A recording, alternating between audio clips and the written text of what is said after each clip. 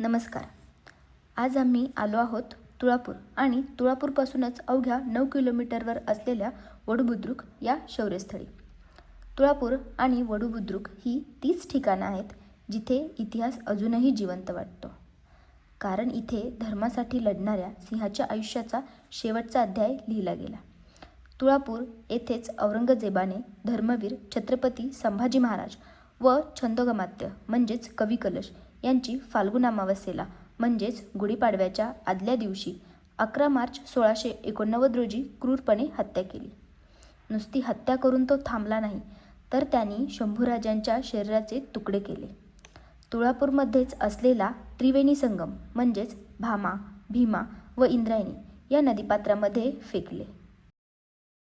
नदीच्या पलीकडील वडू गावातील निर्भीड ग्रामस्थांनी जीवाची पर्वा न करता महाराजांचे शरीराचे तुकडे एकत्र करून शिवले आणि गावातच त्यांना हिंदू धर्म परंपरेनुसार अग्नी देण्यात आला.